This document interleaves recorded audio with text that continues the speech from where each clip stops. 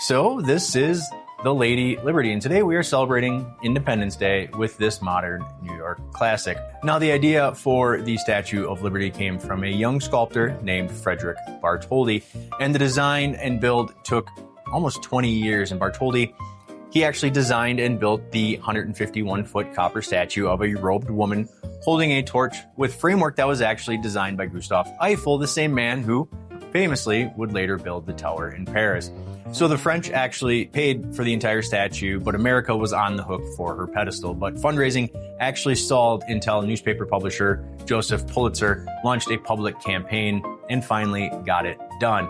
Now, the statue itself was built in Paris, disassembled into 350 pieces and packed into 214 wooden crates and shipped across the Atlantic on a French frigate.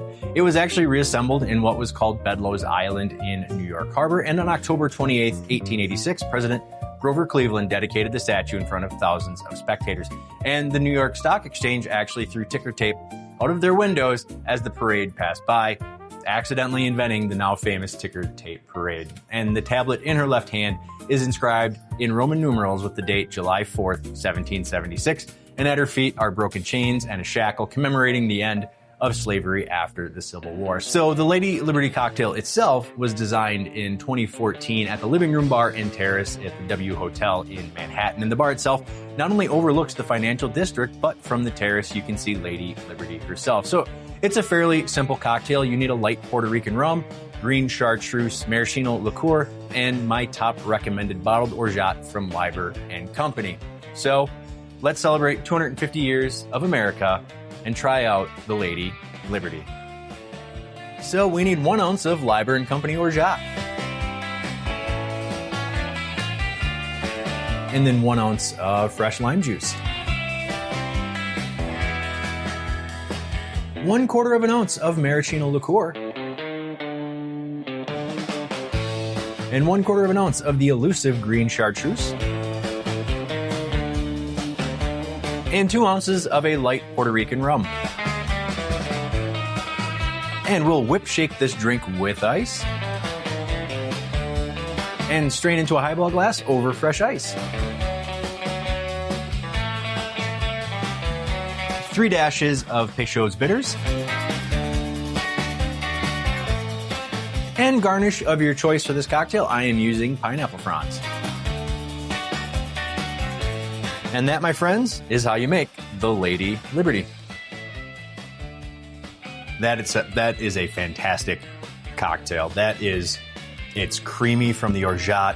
The maraschino and the Green Chartreuse give it a little bit of character that you wouldn't get. Obviously, the light Puerto Rican rum is really just there to up the booze a little bit, right? But overall, it's just a very good cocktail. It's a lot better than I expected it would be.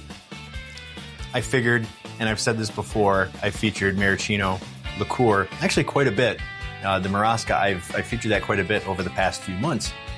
And I've stated this before that I rarely find cocktails that I enjoy with that liqueur in it.